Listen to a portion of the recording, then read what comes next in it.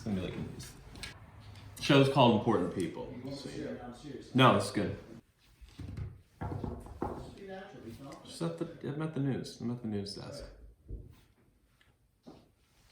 Hello, my name's Hal Myers, and this is Important People, the show where we meet people with jobs that support our way of life and keep society going that maybe we haven't thought about before. Before we get to our first guest, I'd like to introduce myself and talk about why important people is, well, important.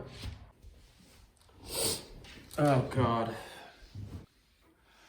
I am an artist. In fact, I went to school for it. I am currently out of work so that we can practice social distancing and stay safe.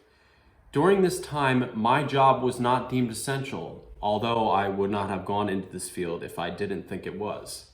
But the purpose of this show is to spotlight the people whose services we take for granted or perhaps didn't even know existed. These people should be appreciated and celebrated the same way that actors and athletes and anyone else in the public eye is. There is a large part of me that associates my job with my identity. If we disparage and look down on certain jobs, how can we expect that person to be happy? So, I urge you to send me people who you think are important so that the world can meet them.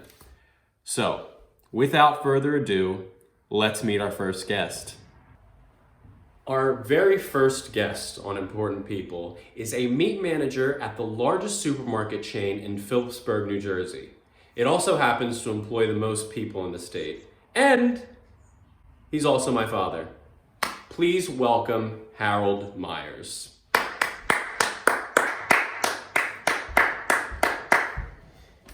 Hello. Hello. Good to see you again. You too, son. How's it going today? Very good. Good. Good to see you. You too, kid. From the living room. Yes. Yeah. Our house, right? So, let's get down to business here. Very good. Please, let's start off. How did you get into being a butcher? Like, tell us your origin story here. Man, it started a long time ago when I was about 14. I was delivering newspapers in front of this little corner store that my two older brothers worked at before I went to college. And my mom was always going to say, you're going to work there someday, you know, just sort of a progression of life. I ended up getting a job there when I was 14. The gentlemen in the back, the meat cutters, they were all real cool Italian guys. And I thought, what a neat job. Well, when I turned 18, I was going to go to community college, which I did, but I was still working there to put myself through school. The old owner sold the place, and the new owner asked if I wanted to learn a trade, how to cut meat. So you were still delivering papers up until how old would you say? I was 14. I quit the newspapers. I delivered newspapers when I was 7 to 14. Then from 14 to 18, I worked at this little corner store, learning. You know, I was just a grocery clerk, taking bags out for the customers and so forth. Like I said, the gentleman who bought the store, which is called a Co-op, a little corner store in our neighborhood, he asked if I wanted to learn to cut meat, and it just went from there. And I went to school for a couple of years, but I ended up staying there, learning the trade, moving on to different stores as I got older, making more money, and always growing, always learning, because you're never too old to learn anything wherever you're at. It's a great lesson. So you were learning the trade. You were learning, you know, how to cut meat, how to like be a butcher. How long was it before you ended up in like a managerial position? How many? I learned to cut meat probably when I was 16 or 17, and learning to cut meat was when the meat would come in on the rails, and you would break it down. What's a rail? A rail is a long steel bar that would attach to the ceiling, and the steer would be hanging from these rails. Like the movie, like how you see the movie. Like Rocky, right? Like Rocky. And we used to play around and hit the beef just like Rocky too. Love that movie. Yeah. Did you ever do that? Did you ever box the beef? Well, I did all the time. Yeah. In fact, that's when I met my wife. She asked me to go out on a date, and I was so nervous. I went inside the cooler and hit the beef, and I was like, holy cow, now I got to take her out somewhere. I've heard that story. Yes, many times. It was quite a long apprenticeship because I wasn't fluid and learning every day. You know, It I sounds like work- you're having a little fun sometimes. a lot of fun. It was Okay. a lot of fun working with these guys. All right. And they taught me a lot. Before being a manager, though. Before being a manager, yes. You you know, what time do you get up to go to the store? What do you do? You know, the first thing you do when you get to the store. Walk us through that for Right. some people who might not know. My normal day is starting the night before. I might go to bed around 8:30, 9 o'clock because I have to get up at 3, 3:30, 4 o'clock to be at work at 5 or 6 o'clock, Wow. depending on what my schedule is. And that's every day? Every day, and I've been doing that since I was 20 years old. Oh my gosh. So and I work every weekend. I'm not a morning person. I didn't get that, Gene. Anyway, keep going. We're still building. 4 a.m. 4 a.m. and I'm off 1 day a week, so I work 6 days a week, and usually even sometimes 7 days a week when it's busy. Right. But the normal day is I go in, I pull the meat cases as the general. And what does that mean? You clean them out? No, I'm sorry. I pull the meat case, I pull codes, I look for discolored product. Okay. I make sure everything in that case is ready for selling to the customer for their satisfaction. And the gentlemen in the back are ready to cut. I give them a cutting list, Yeah. and we just work as a team. They cut, the meat wrappers wrap, they put it out, and I oversee everything. But it's a constant push every day. You're never standing around sitting. There's always something to do. It's a constant motion. It's very satisfying to take care of the customer. It's very challenging to take care of some customers. Yeah. But we do the best we can every day, day in and day out, and the business warrants that for our success. So on top of, you know, more sustainable future and everything, there's the thought of, you know, automation. And, you know, will we always need a butcher, do you think? With, you know, as more and more jobs get automated or there's robots, do you think there's always going to be a butcher, like someone behind the counter like that? I've seen automation as far as cutting pork and cutting some beef where they cut it up in a machine, put it in a machine and it cuts automatically. It's pretty ingenious, to be honest with you, but I think you're always going to need that person.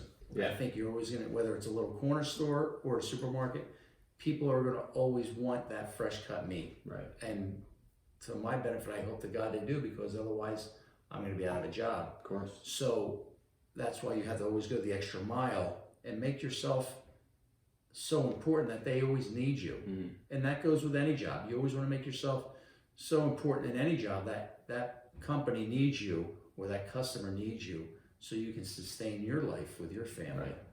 So your cutting skills are pretty adept, Yes, you'd say. yes, I feel very confident with that, yes. Have you ever had any injuries? Oh my cutting God, meat? absolutely.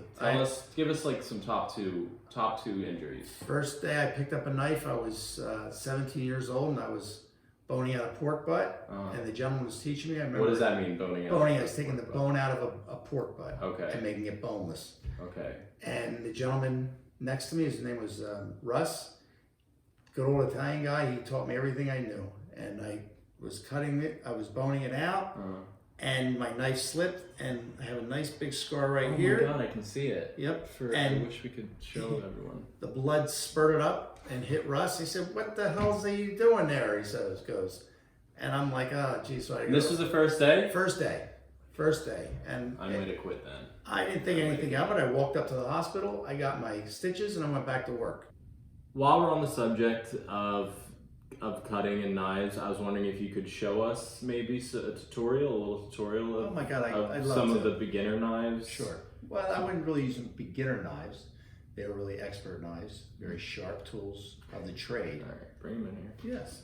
So we're going to slide them right in. This is a sharpening steel, a round steel. This is what I found success in my career. There's all different types of steel, but like I said, this is the one that works well for me. A lot of people have it in their special holders that have it here on their side. Whoa. And they just bring it out like sort of Zorro-ish, right? And you have, this is your boning knife, your standard boning knife, 8-inch, 10-inch. People use different ones. This is the size that I like, and it's also a Forstner brand, which is an excellent name, excellent steel. And to properly steel a knife, you just go from one side to the next, and what this does is it takes off the little barbs on the knives. It could cut your hair off your arm without any problem. Like I said, that's This is used to trim steaks, to break down certain types of beef on the smaller scale. Then we have the larger knives. As you can see, I have it in a sleeve, protective sleeve. This is a 10-inch Forstner. Again, very dangerous, very nice, very sharp. Yes, right. Back up here. Very sharp. And Yeah. it's something you always take very serious. Can I hold one of them? You sure? Always hold it away from yourself. Feel the size and you can feel the weight. Different weights. Children have to play. Sure, that's Mom always says, don't play with knives in the house. So we put that back in a protective sleeve, away from yourself, and you slide it back in, never towards yourself. I've already seen a lot of guys get cut. I've seen people come behind as you're cutting meat. You turn around, Oh my God. and people have been stabbed. Arteries been punctured. A lot of dangerous things have happened in the meat room. But these are the main two things in the supermarket tray that you use: a steak knife and a boning knife and the sharpening steel. I'm sorry. Harold, Dad, thank you so much for joining us. Son. You were so helpful. Al. You were very informative, and please don't forget to send us in your people Show who you hands. appreciate. We'd love to hear from them. We'd love to learn more about them. Please send them in. I don't know how, just like comment or something. I don't know. All right, thank you guys so much. Have a good day. Bye. ShopRite.